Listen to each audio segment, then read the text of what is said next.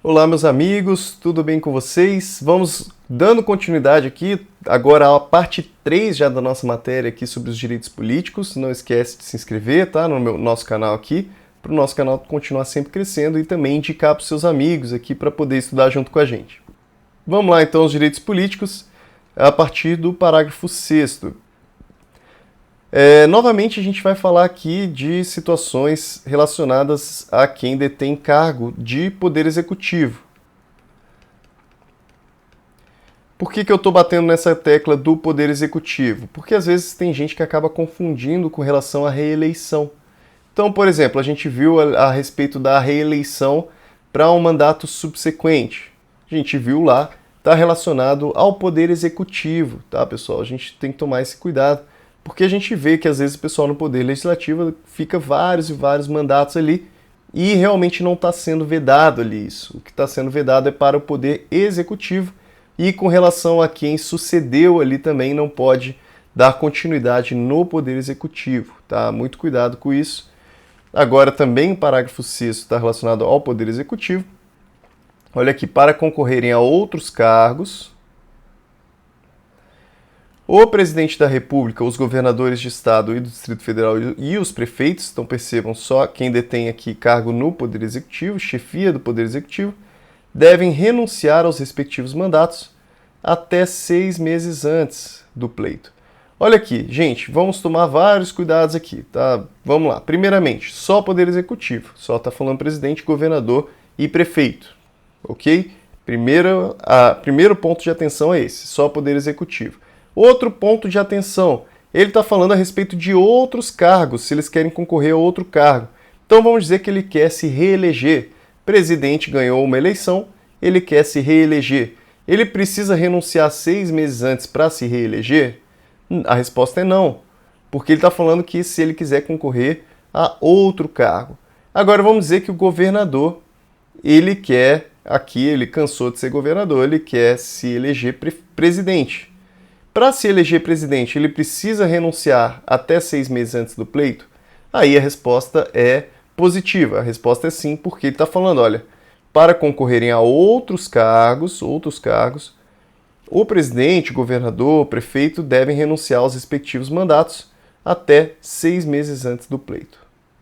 Ok? Então, se ele quer concorrer aqui a outro cargo, ele precisa renunciar 6 meses antes.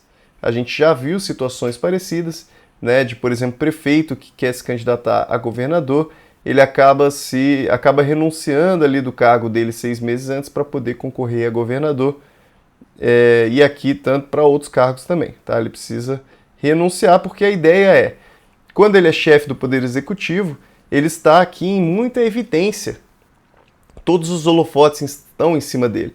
Isso acaba prejudicando a paridade do pleito, né? Ele acaba tendo muito mais evidência que os outros candidatos, a possibilidade aqui dele ser eleito é muito maior.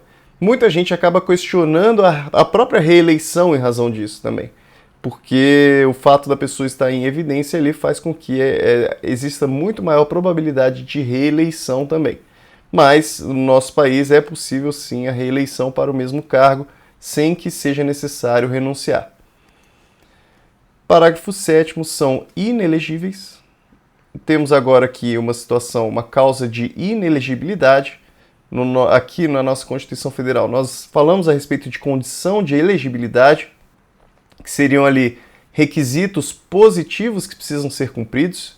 É como se nós tivéssemos aqui, né, condições, né, situações em que a pessoa precisa cumprir. Tá? Então ela precisa cumprir. São condições de elegibilidade. Agora, as causas de inelegibilidade são aquelas situações em que ela não pode cumprir. Que ela não pode estar naquelas situações. São aqui as causas de inelegibilidade. Nós já conversamos aqui a respeito de algumas, a gente não precisa se aprofundar tanto nesse termo aqui agora, porque a gente vai conversar mais a respeito disso posteriormente, né? Se você estudar principalmente direito eleitoral, você estuda esse assunto, tá? Se você não estudar direito eleitoral, você não vai se aprofundar tanto nesses termos técnicos de causa de inelegibilidade, condição de elegibilidade, tá? Então, aqui, uma das causas de inelegibilidade, ele fala aqui no parágrafo 7º, são inelegíveis Aí vamos tomar cuidado, olha, no território de jurisdição do titular. Quem? O cônjuge, os parentes consanguíneos ou afins, até o segundo grau. Ou por adoção, aí por adoção, pessoal, é a mesma coisa, é a mesma repercussão, né? Não existe aqui distinção com relação a um parente que é por adoção ou não, tá? É a mesma coisa. Do presidente da República, de governador do estado ou território do Distrito Federal, de prefeito ou de quem os haja substituído dentro dos 6 meses anteriores ao pleito, salvo se já titular de mandato eletivo e candidato à reeleição. Gente, vários pontos de atenção aqui no parágrafo 7º. Vamos lá, primeira coisa, estamos falando novamente dos chefes do Poder Executivo. Novamente aqui, chefe de Poder Executivo. Agora estamos falando aqui de uma limitação com relação à territorialidade. Nós vemos aqui que, por exemplo, no território de jurisdição do titular, existe uma vedação a que o cônjuge e os parentes até o segundo grau, e cuidado com esse segundo grau, gente, porque a gente vê muito, normalmente aqui, terceiro grau, quase todas as situações que a gente fala aqui de parente, a gente fala que é até o terceiro grau. Só que essa causa de inelegibilidade aqui, ela está relacionada até o segundo grau, né? Então, muito cuidado, isso é um ponto de atenção realmente. E outra coisa que a gente tem que tomar cuidado é que está falando que é no território de jurisdição. Isso daqui significa dizer o quê? Vamos dizer lá que nós temos um prefeito. Tá? Esse prefeito ele está ali, qual que é o território de jurisdição dele? Tá? Ele diz aqui no termo de jurisdição, normalmente estaria relacionado ao Poder Judiciário, né? Mas, enfim, né, de qualquer forma aqui, ele está querendo dizer que o prefeito ele possui essa jurisdição, entre aspas, né, no município. Se ele está aqui no município, ele já é aqui uma pessoa que trabalha já como prefeito, ele possui esse cargo de prefeito, significa dizer que, vamos dizer que na próxima eleição, o cônjuge queira se tornar vereador. E vereador também é um cargo relacionado aqui ao município. Ele vai poder se tornar vereador, esse cônjuge, ou essa cônjuge? Não vai poder se tornar vereador porque está dentro aqui do território de jurisdição do titular. Tá? Então ele não pode aqui se eleger vereador, no caso, nessa eleição aqui que vai ocorrer. Tá bom? É uma questão interessante, né, que a gente tem que tomar um cuidado também, é que vamos dizer aqui que ele se elegeu prefeito, né, a pessoa é prefeita, e vamos dizer que o cônjuge já seja vereador. Né, ele já era vereador antes da pessoa se tornar prefeito, porque a gente viu aqui que a exceção, né, essa questão de inelegibilidade aqui, ela está relacionada aqui ao titular desse cargo no Poder Executivo. Então vamos dizer aqui que é possível que uma pessoa já tenha se tornado vereadora e posteriormente o seu cônjuge se tornou prefeito. Isso é perfeitamente possível, não tem problema nenhum, porque não existe essa limitação com relação a quem exerce o cargo no Poder Legislativo. Tá? Então eu me tornei vereador, na eleição seguinte meu cônjuge se tornou prefeito. Isso não tem problema nenhum. Tá? Agora, na próxima eleição, é possível que eu me reeleja vereador, sendo que o meu cônjuge é prefeito? Isso é possível? Ele diz aqui que sim, que é possível, porque ele diz, olha, salvo se já titular de mandato eletivo e candidato à reeleição. Muito cuidado, então, se ele está se reelegendo, não tem problema nenhum. Tá? O que está querendo dizer aqui é porque, se você já está se reelegendo, você já possui esse cargo, significa que você não foi aqui impactado em razão do exercício da função pública do prefeito aqui no caso, tá bom? A ideia aqui é vedar que o prefeito exerça de alguma forma aqui algum poder político e o seu parente acaba se elegendo em razão desse poder político que o prefeito exerceu. Eu dei aqui o exemplo do prefeito, mas também temos que, por exemplo, o governador. Né? Vamos dizer que a pessoa é governadora, O cônjuge dela, né, aí qual que seria o território de jurisdição? O estado inteiro.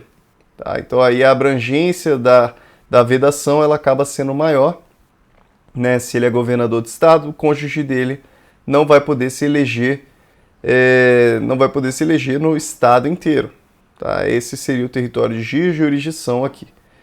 Se ele é presidente, aí o cônjuge não pode se eleger no país inteiro. Existe essa proibição para o Brasil todo. E um cuidado que tem que ter também é que não somente dessa pessoa que era titular, né, desses cargos, mas também de quem tiver substituído dentro dos 6 meses anteriores ao pleito. Vamos dizer ali que alguém substituiu o prefeito dentro daqueles 6 meses. Né? Então, dentro dos últimos 6 meses ali, alguém substituiu o prefeito. Isso acaba gerando ali uma vedação às pessoas que são parentes dessa pessoa que substituiu o prefeito nos últimos 6 meses. Tá? Então, vários pontos de atenção aqui no parágrafo 7º, realmente muito importante esse parágrafo 7º.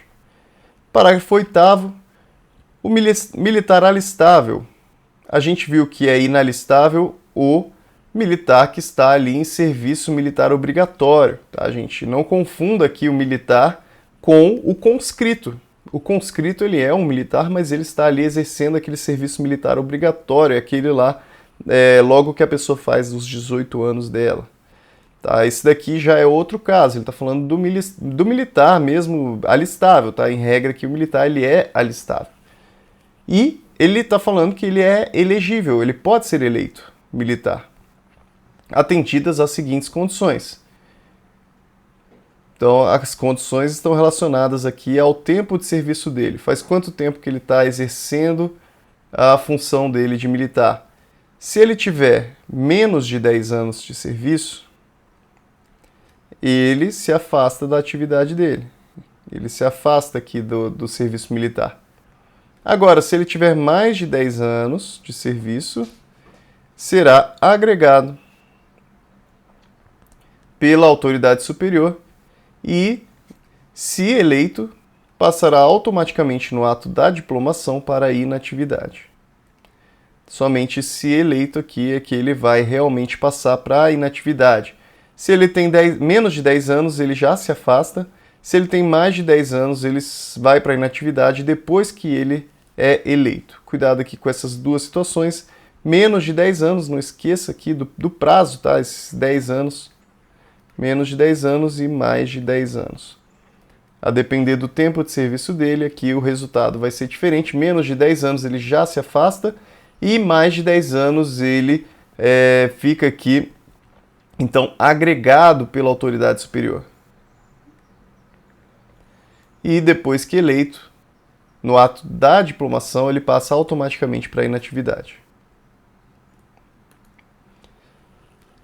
Parágrafo 9º, lei complementar. Cuidado aqui, porque não é lei ordinária, é lei complementar. Estabelecerá outros casos de inelegibilidade e os prazos de sua cessação, a fim de proteger a probidade administrativa, a moralidade para exercício de mandato, considerada vida pregressa do candidato, e a normalidade e legitimidade das eleições contra a influência do poder econômico, ou o abuso do exercício de função, cargo ou emprego na administração direta ou indireta. Atualmente nós temos a lei de inelegibilidade. A lei de inelegibilidade, nós sabemos aqui então que ela possui uma natureza de lei complementar, porque ele está falando que quem trata a respeito de novos casos de inelegibilidade é a lei complementar, ok? Além dos prazos de cessação, né? Então, quando que acaba essa inelegibilidade, isso tudo para proteger a probidade administrativa, a moralidade, tá? São que trazer padrões éticos de conduta dentro do serviço público, dentro da função pública aqui. Uma questão interessante é porque ele fala aqui que considera a vida pregressa do candidato. Tá? Isso daqui traz algumas circunstâncias, algumas situações que acaba permitindo aqui um limite maior, uma limitação maior com relação à eleição permite aqui que algumas pessoas que tenham, por exemplo, condenação que ainda não transitou em julgado, fazer com que essa pessoa que não tem ainda trânsito em julgado, né, em razão dessa força maior da probidade, da moralidade dentro das eleições, acaba que essas pessoas não podem concorrer também. O mandato eletivo poderá ser impugnado ante a Justiça Eleitoral no prazo de 15 dias contados da diplomação, instruída a ação com provas de abuso do poder econômico, corrupção ou fraude. Gente, esse daqui, olha, parágrafo 10, está falando a respeito da AIME. Ação de impugnação do mandato eletivo, AIME. Isso daqui é uma ação eleitoral, que ela visa justamente desconstituir esse mandato eletivo. Está falando então que ele é impugnado, aí a gente tem que lembrar aqui do prazo. Olha, prazo de 15 dias contados da diplomação. Com a diplomação, a pessoa ela ali assume, né? Ela acaba tendo aquele direito ali de assumir o cargo, né?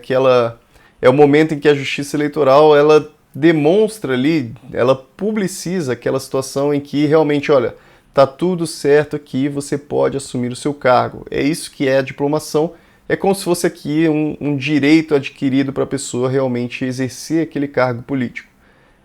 Esse prazo aqui para a ação, então, é importante que a gente lembre, porque ele também cai com muita frequência. É o prazo de 15 dias contados da diplomação para poder impugnar o mandato eletivo por meio da AIME. Precisa ser instruída com ação com provas de abuso de poder econômico. Então, quais circunstâncias, né, quais hipóteses aqui que pode ser entrada essa ação? É o abuso do poder econômico, corrupção ou alguma fraude. A ação de impugnação de mandato tramitará em segredo de justiça, respondendo o autor na forma da lei se temerária ou de manifesta má-fé. Alguma circunstância aqui também, isso sempre cai. A AIME ela corre em segredo de justiça. Tá, gente? Então, esse daqui sempre cai também. E responde o autor se ele tiver aqui feito de má-fé essa ação. Tá? Se ele foi de má-fé, ele responde por isso. Serão realizadas... Bom, essa parte aqui do parágrafo 12 em diante eu vou deixar para a gente conversar mais para frente, tá bom? Pessoal, queria agradecer vocês aí por assistir até o final da aula. Né? Não esquece, tá, de se inscrever aqui no canal, tá bom? Com certeza aqui conteúdos que têm ajudado você na sua preparação. Então não esquece de se inscrever, me ajudar compartilhando também com outras pessoas o conteúdo aqui do canal, tá bom? Um grande abraço, pessoal, e até a próxima.